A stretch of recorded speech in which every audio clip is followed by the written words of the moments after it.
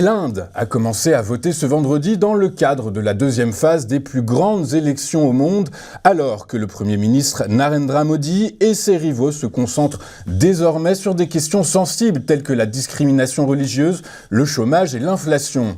Au total, 88 des 543 sièges de la Chambre basse du Parlement seront attribués à l'issue de cette deuxième phase au cours de laquelle 160 millions d'électeurs sont appelés aux urnes. La première phase du week-end dernier a été marquée, je vous le rappelle, par les attaques du Premier ministre nationaliste hindou sortant contre la minorité musulmane. Un tournant sinistre dans la campagne électorale, mais guère surprenant, selon les observateurs locaux. Enfin, je vous rappelle à toute fin utile que les élections législatives indiennes vont durer jusqu'au 4 juin et que 970 millions d'électeurs doivent entre autres élire les 545 députés de la Lok Sabha, la chambre basse du Parlement indien, et ce vote déterminera qui sera le futur chef du gouvernement du pays. Dans un contexte de ralentissement marqué de la hausse des prix et de la faiblesse historique du yen face au dollar, la Bank of Japan a maintenu ses taux d'intérêt inchangés ce matin, un mois après avoir procédé à sa première hausse de taux en 17 ans.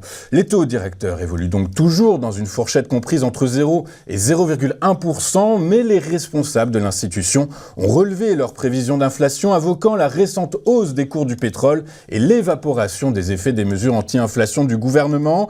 Ainsi, la BOJ modélise que la hausse de l'inflation sous-jacente, hors produits frais, spécialité nippone, je vous le rappelle, atteindra 2,8% au cours de cet exercice décalé qui se terminera en 2025 contre une précédente projection de 2,4%. Puis, selon les prévisions trimestrielles de l'institution, l'inflation devrait rester autour de son objectif de 2% au cours des 3 prochains exercices. Par ailleurs, la Banque centrale du Japon a revu à la baisse ses prévisions de croissance économique. Cette dernière anticipe désormais une croissance de 0,8% en 2025 contre 1,2% modélisé en février dernier. Concernant l'avenir de la politique monétaire japonaise, même si le gouverneur de la BOJ, Kazuo Ueda, a déclaré que la banque maintiendrait pour l'instant des conditions monétaires souples, les économistes s'attendent à ce que la Banque du Japon augmente ses taux d'intérêt dès cet été.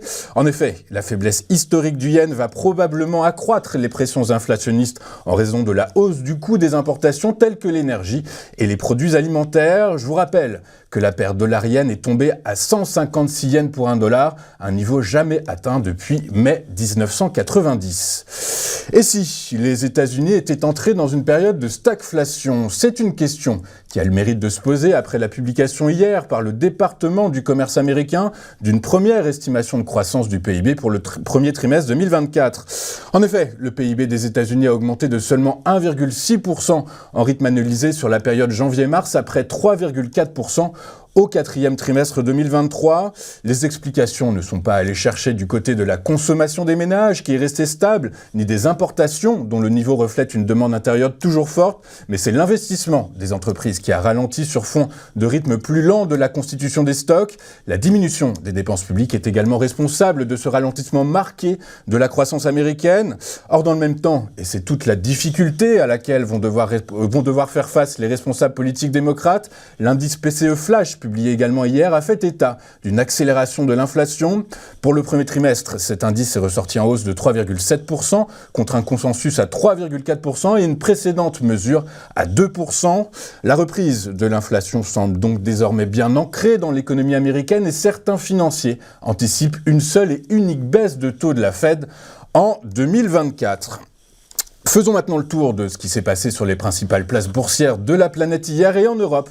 Les principaux marchés actions ont clôturé en ordre dispersé. À Paris et à Francfort, les inquiétudes à l'endroit de la trajectoire de la croissance et de l'inflation américaine ont incité les investisseurs à prendre leurs bénéfices. Le CAC et le DAX ont respectivement cédé 0,93% à 8016 points et 0,91% à 17 923 points.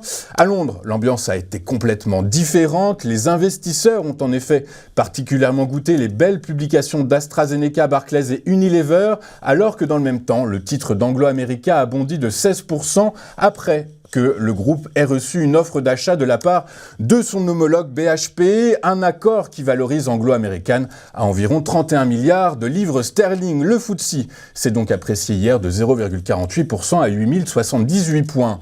À Wall Street, et vous vous en doutez, les principaux indices actions ont fini la journée dans le rouge après la publication d'indicateurs laissant augurer que l'économie américaine serait entrée dans une phase de stagflation. La mauvaise publication de Meta a fini de mettre la tête des investisseurs sous l'eau hier.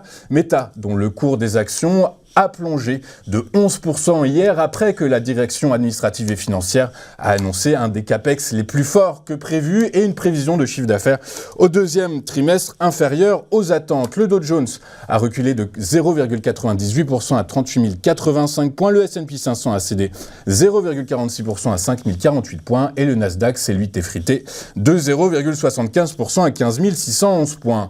En Asie ce matin, Tokyo a fini en hausse de 0,81% après que la BOJ a annoncé le maintien de sa politique monétaire. Le Nikkei a donc évolué jusqu'aux 37 934 points. Sur le marché des taux souverains, les rendements ont rebondi hier après la publication des statistiques économiques américaines. En zone euro, le rendement du Bund à 10 ans a pris un peu moins de 4 points de base à 2,623%, alors que celui du Bund à 2 ans a lui gagné un peu plus de 4 points de base à 3,006%. À l'heure de la clôture des marchés en Europe, le rendement du Trésorier à 10 ans prenait 4,6 points de base à 4,6998% contre un peu plus de 5,5 points de base pour le taux à 2 ans à 4,9934%.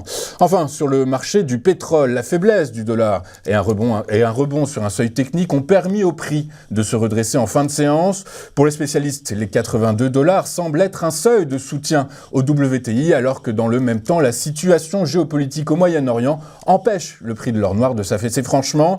Le prix du baril de Brent de la mer du Nord pour livraison juin a grappillé 1,12% pour clôturer à 89,01 $. Quant au baril de WTI de même échéance, il a lui gagné 0,91% à 83,57 $ l'unité.